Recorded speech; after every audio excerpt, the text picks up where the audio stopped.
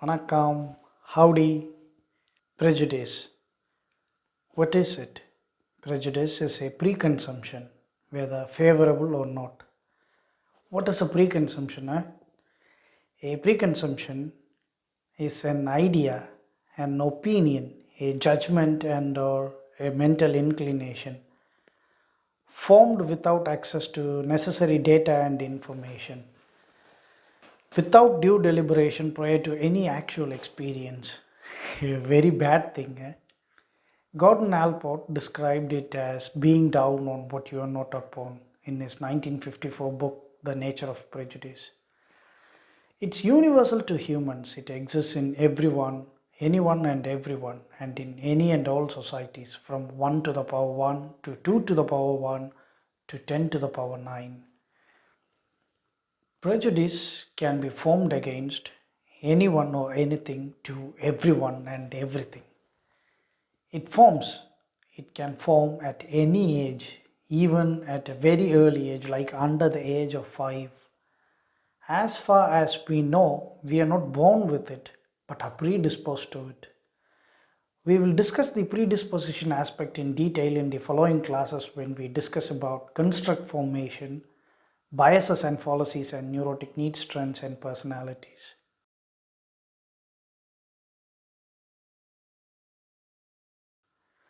Before we move on to the next part, the prejudice formation and its reasons, let me recap quickly.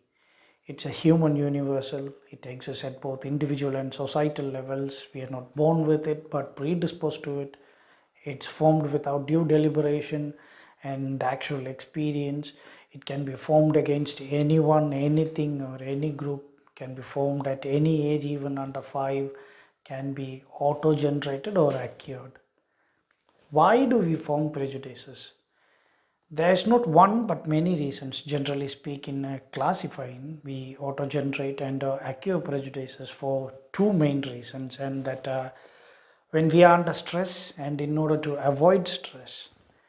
I find that almost all prejudices are formed and acquired out of ignorance, insecurity, incompetence, and intolerance. Before moving on to the prejudice propagation processes, let me recap quickly.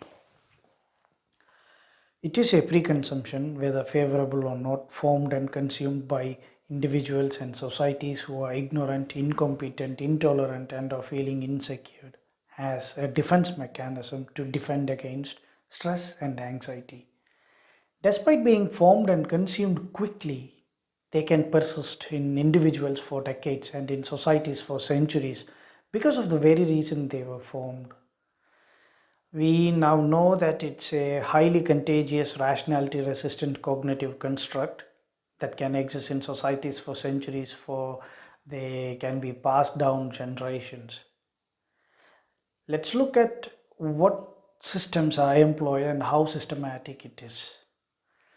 We will be looking at social superstructures and megastructures, the funny to and fro dynamics, neurotic dynamics. We will be focusing on the education industry, mainstream and social media platforms under civic megastructures.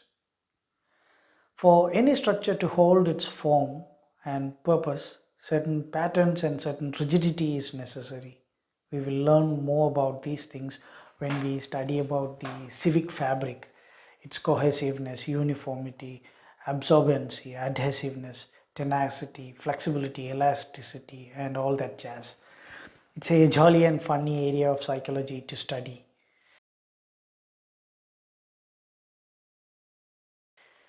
The, the rigidity of our civic structure, the tenacity, primarily comes from authoritarianism, given that we are social omnivorous animals, demanding blind obedience and having a strong, super strong desire for conforming to the society are natural things. Take a look at the stupid education system and its practices. They exacerbate the existing prejudice formation in children. Attend a science class and you will see that they are teaching science, the science that is all about curiosity, questioning, gathering, integrating, synthesizing, explaining, experimenting. They are teaching this in an unscientific way, the authoritarian manner. The information is disseminated in a bombarding manner, annihilating the children's curiosity. Science is the way of life of our entire lineage. The education industry is ruining our natural way of life for petty money. They teach us, they force us to accept what's printed on silky glossy papers, what's told by famous scholars from famous institutions.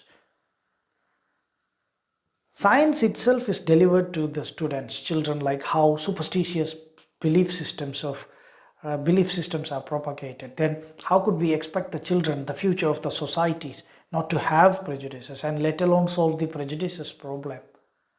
Oh, now look at the mainstream and social medias and how they deliver bite-sized, palatable, aromatic, spicy prejudices served more elegantly, frequently, and fastly. Yo, wow, people love to consume these fast, free eye candies and stay mentally malnourished. My New Year gift to you is a bunch of assignments. Write a protocol to identify prejudice. Compare and contrast bias, prejudice, and delusion. Can non authoritarian treatment measures be used to treat authoritarian personality problems? Justify your answer. Can any human universal mental health problem be treated on a global scale? Regardless of your answer, write a treatment protocol. Take care. Yeah. Happy New Year. நன்றி.